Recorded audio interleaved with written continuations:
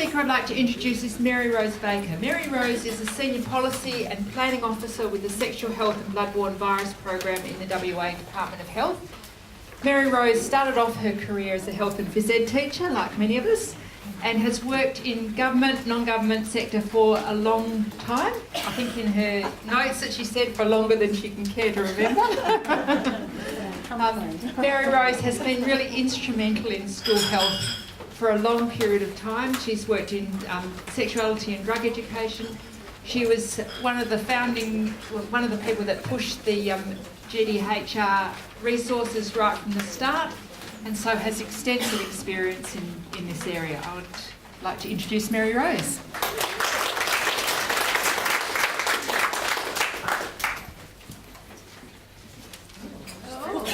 I know, high tech. Hi everyone, it's really great to see such a wonderfully well-attended symposium. Curtin University have done us proud. We're very happy that so many school educators are keen to learn and know more about what's going on in the field. So it's great to have you here.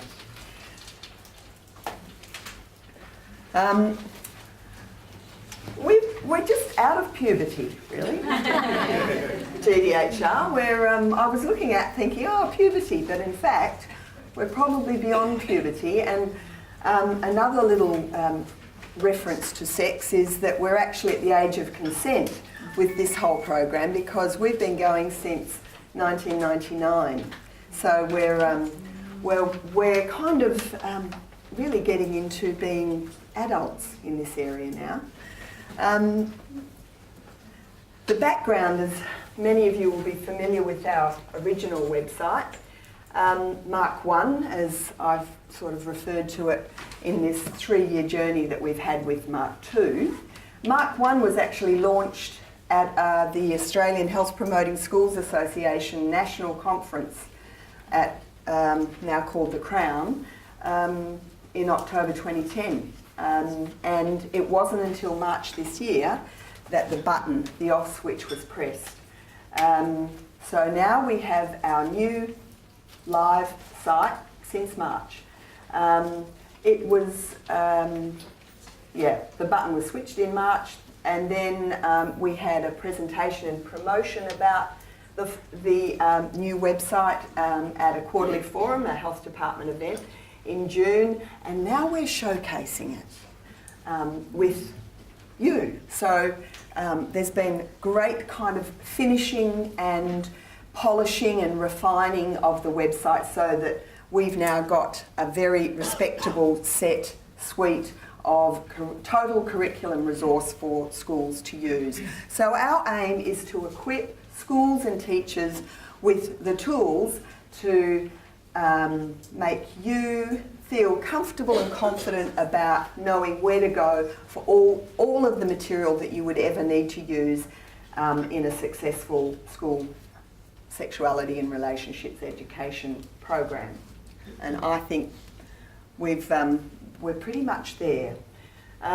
It's not been without its pain, and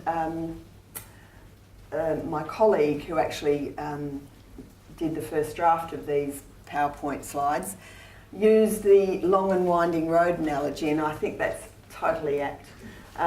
We've had loads of roadblocks and loads of detours, and one of which was the Australian curriculum, which we set out on the journey, at the start of the journey.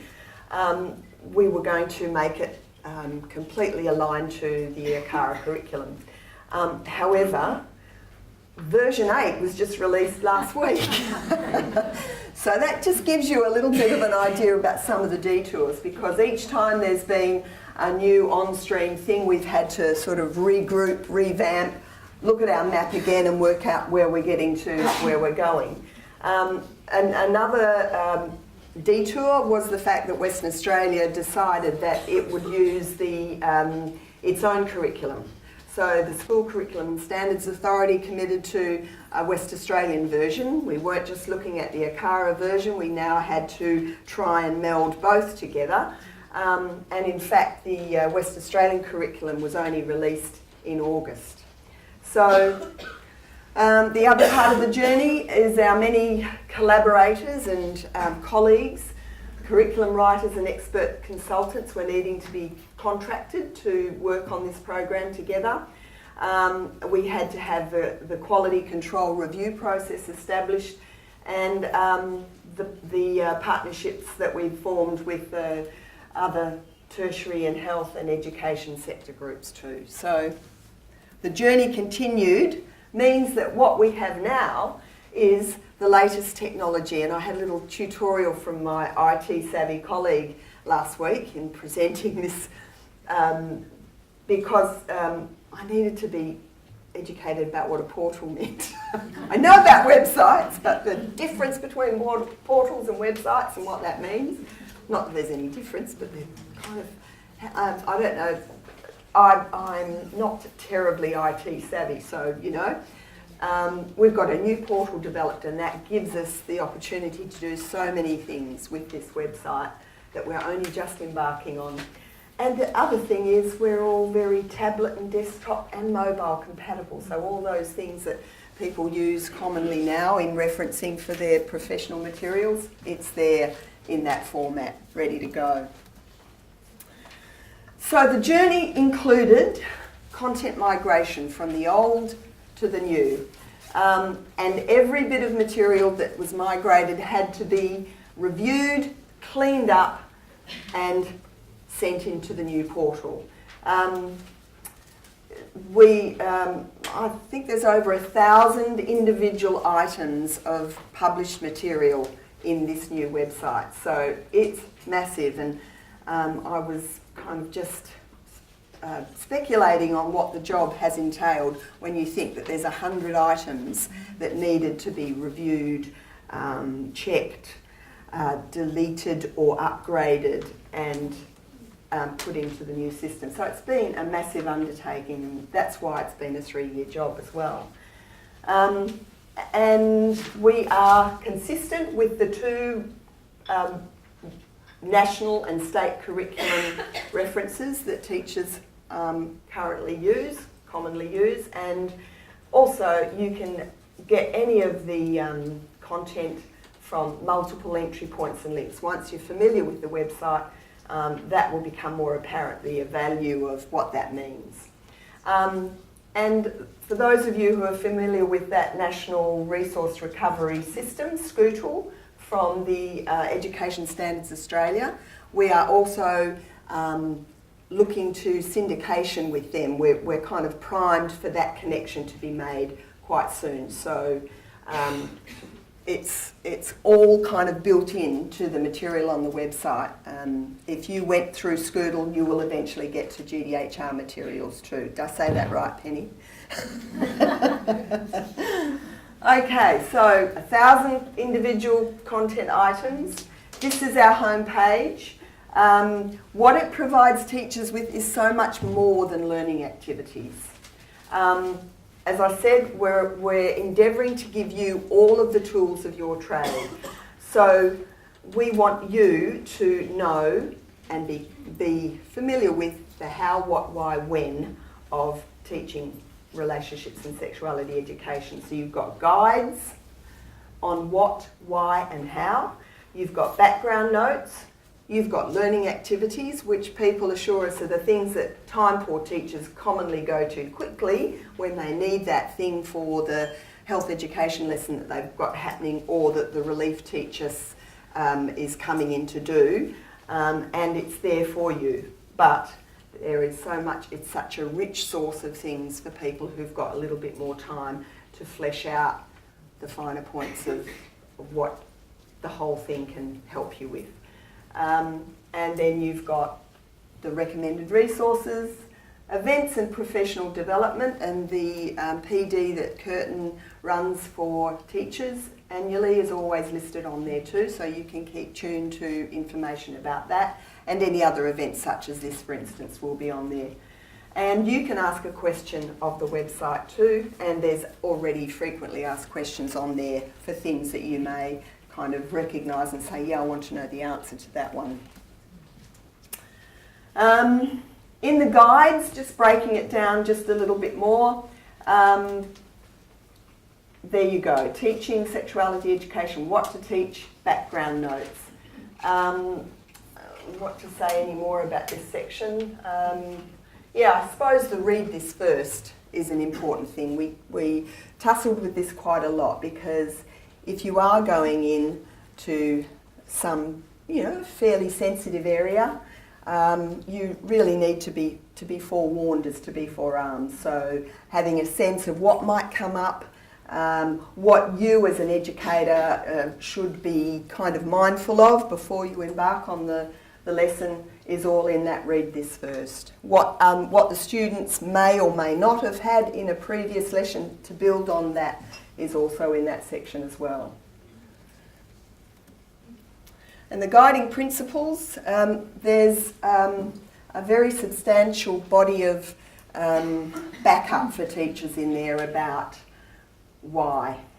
Everything from the sort of things that you would know and understand and the sort of things that have been referred to already by several speakers, but also, the nice crunchy stuff about the WHO, the UN, all of those reports, international and national, that actually validate why this material is so important for young people to have, and it's all in there in the guiding principles. This is a new section we added in there, and we've called it Who Am I in This? Because you as the educator are very clearly so much a part of what the work that you do with young people is. And having a moment to reflect on your own sense of what you're bringing to the material is a really helpful thing to do, especially if you haven't had the PD. This will just help kind of trigger some of the thoughts around your own set of values, your own school policies, your own approach to diversity in students. So who are you in this? Have a think about those things before the actual learning activity and your contact with students happens. So the other guides about resilience and life skills, they're all in there too. The home partnerships, it's great to hear Deb's presentation on how important that is, and including parents, caregivers, guardians in there's several learning activities with home links as well, the kind of materials you can give students to take home. What and how to teach. So these are the sort of strategic, the basic kind of tools that teachers will use when they're teaching about this sort of material. And all of the information, all of the guidelines is in there as well. Someone mentioned, I think Deb mentioned protective interrupting and so on, dealing with disclosure and so on, discrimination. So there's a load of things in there to help you with all of that. The background notes, more than 24 of them. We've highlighted this one, the body image, because the Google Analytics tell us that is the entry point that gets most hits. People come to they're Googling body image and media, and that's where our analytics show us most people are coming to the website to have a look at the background notes or information. That's what they're seeking more than any of the other stuff, which is it's an interesting observation really. But 60 learning activities, and it's quite different to the old website because you can actually select your learning activities by topic or by year level. You've got two different entry points into the actual learning activities. And the other thing that makes it different is that it's in real time, it's responsive, it's not static. So the online changes can happen instantly. If there's some update or something that needs to be amended, it's able to be done instantly. It doesn't have to be desktop published and altered through numerous PDF versions and so on. And you've got the download and print in PDF or Word. The learning activities are a single screen view. You can actually see what's mapped out there for what's suggested for your learning activity in a single screen, and you've got quick links embedded right through all of the learning activities to other related material. So the student activity sheets, the teaching strategies and so on are all embedded within the learning activity.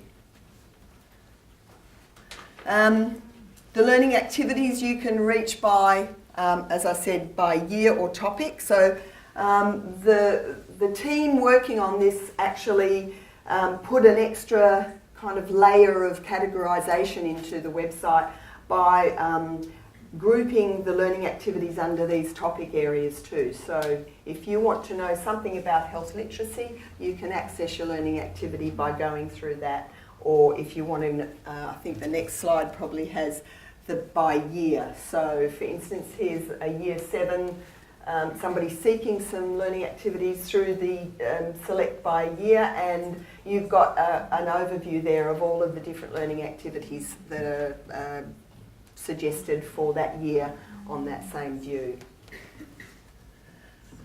And each lesson template has headings. All of the material is listed under these kinds of headings. So, and then as you can see, the related item arrow shows you that you can download the teaching resource and the guides about your ground rules and your question box and so on.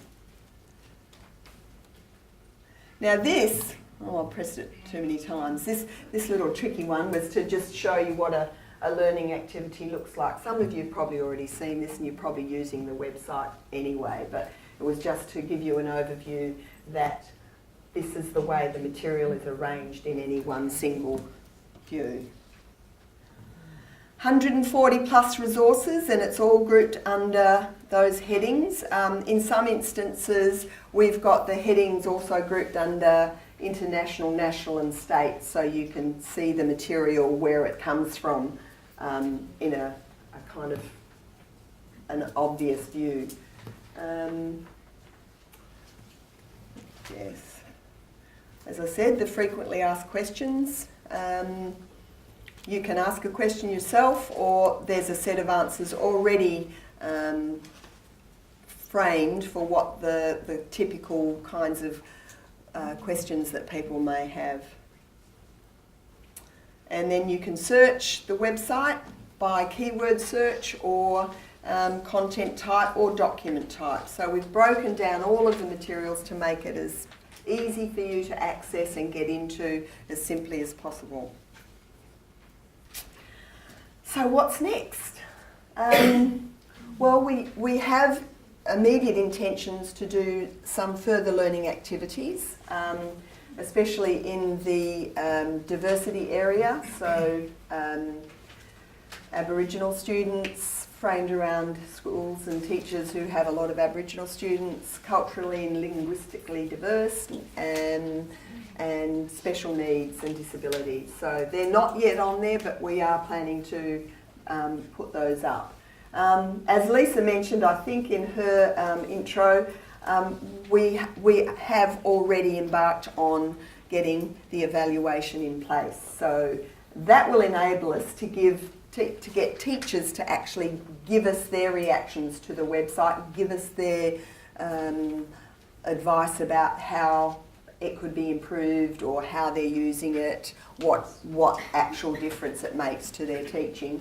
Beyond the anecdotal, it'll be a very formally structured evaluation with all of the kind of evidence-based kind of framework that you require to have a good, robust study in there. Because we've got the Google Analytics, we'll be able to get the information back to help us modify our campaigns to increase access and usage. As I said, Education Standards Australia syndication is on stream. We're on track for getting that happening. There's always the ongoing review, updates and additions, and collaboration with our other partners. One of the other areas I think Lisa also mentioned was the opportunities it presents for establishing online communities of practice for teachers of relationships and sexual health education. And we've actually got a a sheet outside, so if you were interested to be included and involved in that kind of thing, please make sure you leave your contact details with us.